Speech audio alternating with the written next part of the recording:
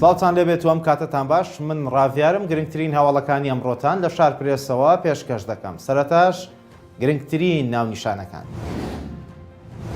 شەوی ڕابردوو لە هەولێر ئەژیەمین و قوبات تاڵەبانی هێزیان بەرامبەر بە یەک جوڵاندووە. بەهۆی نیگەرانیەوە لە پارتی تیمی حکومی یەکێتی بەشداری لە کۆبوونەوەی ئەمڕۆی ئەنجومەنی وەزیراندا نەکرد. سەرۆک وەزیرانی ڕاستپێردراوی عێراق داوای لا پەرلەمان کرد سبەینێ دەنگ بە کابینەکەی بدەن.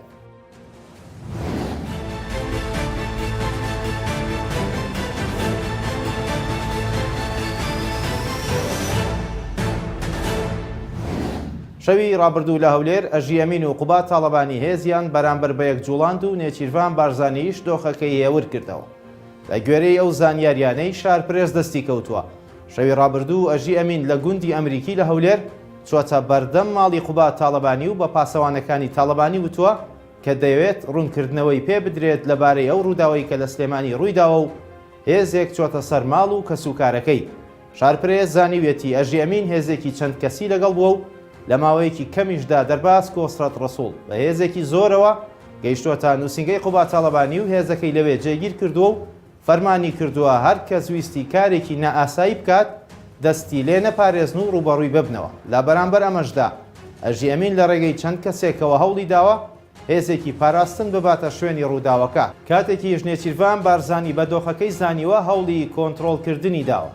لەلایەکی تریشەوە دەرباز کۆسرەت ڕەسوڵ پەیوەندی بە بەرپرسانی باڵای پارتیەوە کردووە کە هێزێکی ناوبراو بۆ پاراستنی ئارامی دۆخەکە لە شوێنی ڕووداوەکەن و پێویست ناکات هیچ هێزێکی تر بێتە ئەوێ. لە گوێرەی زانیاریەکانی شارپرێس تا ئێستاش هێزەکەی دەرباز کۆسرەت ڕەسوڵ لە بەردەم ماڵی قوبات تاڵەبانیە و جێگیر کراوە بۆ ئاگاداربوون لە هەر دۆخێکی نوێ.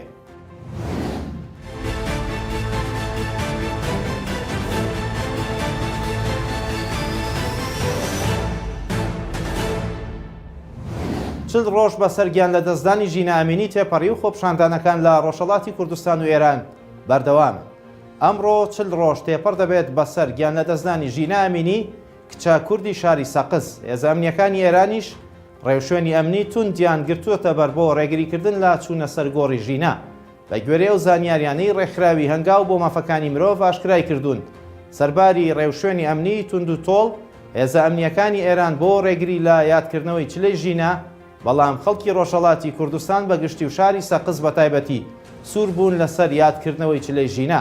شارپرێس لە زاری سەرچاوەیەکی ڕۆژهەڵاتی کوردستانەوە زانیاری پێگەیشتووە هێزە ئەمنیەکان ئەو ڕێگەیان گرتووە کە دەچێتە سەر گۆڕی ژینە ئەمینی و ڕێگریان لە خەڵک کردووە لەسەر گۆڕەکەی کۆ ببنەوە. 40 ڕۆژ بەر لە ئێستا ژینە ئەمینی بەهۆی ئەشکەنجەی پۆلیسی ئەخلاقی کۆماری ئیسلامی ئێرانەوە گیانی لەدەستدا. دوای ڕووداوەش خۆپشاندان و ناڕەزایی سەرتاسەری ئەو وڵاتی گرتەوە و تاوەکو ئێستاش بەردەوامە و لانی کەم 234 کەس شەهید بوون کە 29یان منداڵ.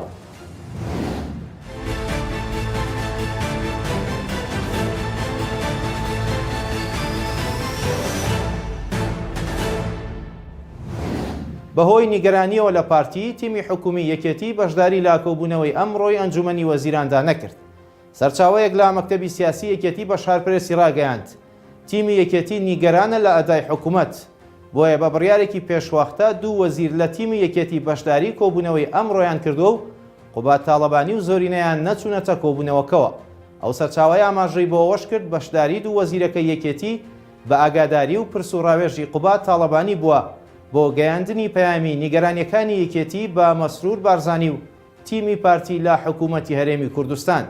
سەرچاوەکە باسی لەوەش کرد دوانیوەڕۆی ئەمڕۆ هەریەک لە حەمەی حەمە سەعید وەزیری ڕۆشنبیری و دارا ڕەشید وەزیری پلاندانان و دکتۆر ئامانج ڕەحیم سکرتێری ئەنجومەنی وەزیرانی هەرێم لە مەکتەبی سیاسی لەگەڵ قوبات تاڵەبانی جێگری سەرۆکی حکوومەت و هاوکات سەرۆکی تیمی یەکێتی لە حکوومەت کۆبوونەتەوە.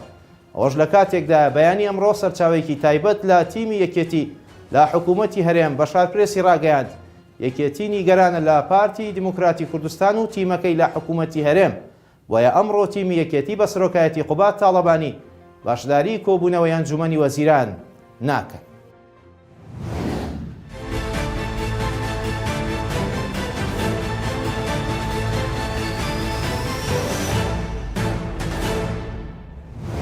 بەردەمانتارێکی کوردستان ڕایگەیاند بەهۆی کامێرەکانی تیژڕەویەوە تۆمەتی هەستیاری ئاراستەکراوە و دەدرێتە دادگا. عەلی حەمەد ساڵح ئەندامی پەرلەمانی کوردستان لە کۆنگرەیەکی ڕۆژنامەوانیدا لەبارەی ئەو تۆمەتانەی کە ڕوبەڕووی کراوەتەوە ئاماژەی بۆەوە کرد.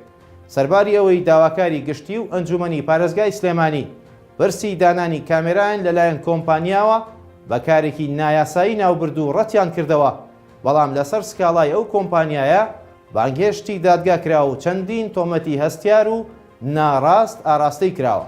ئەو پەرلەمانتارە ئاماژەی بۆ هۆش کرد ئاراستەکردنی ئەو تۆمەتانە بۆ ئەوەیە کە لە وتنی ڕاستیەکان بوەستێت و بێدەنگ بێت. وتیشی پێشتر 98 کامێرای تیژڕەوی لە سلێمانی هەبوون کە ئێستا دیار نین و کەسیش نازانێت چیان بەسەر هاتووە.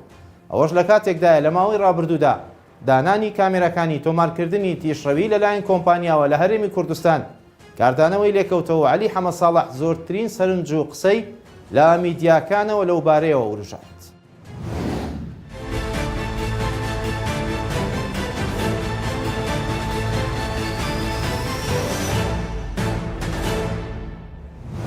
سەرۆک وەزیرانی ڕاستپێردراوی عێراق داوای لە پەرلەمان کرد سبەینێ دەنگ بە کابینەکەی بدەن. لە نووسراوێکدا کە ئاراستەی سەرۆکایەتی پەرلەمانی عێراقی کردووە، محەممەد شیاع سوودانی ڕاستپێردراو بۆ پێکێنانی حکوومەتی نوێی عێراق ئاماژەی بۆ ئەوە کردووە بەرنامەی کاری کابینەکەی ئاراستەی پەرلەمان دەکات بۆ ئەوەی بخرێتە بەردەم ئەندامانی پەرلەمان. سوودانی داواشی کردووە سبەی پێنجشەممە دیاری بکرێت بۆ دەنگدان بە کابینەکەی. هاوکات بەشێک لە میدیاکان ناوی چەند کەسێکیان وەکو کاندیدی وەزارەتەکان لە حکوومەتی نوێ بڵاو کردوێتەوە کە ناوی سێ کاندیدی کوردیشی تێدایە. لە دوای هەڵبژاردننی سەرۆک کۆمار لە ڕۆژی پێنجشەمەی پێشوو، محەممەد شیاع سوودانی بۆ پێکێنانی کابینەی نوێی حکوومەتی عێراق ڕاستپێردرا.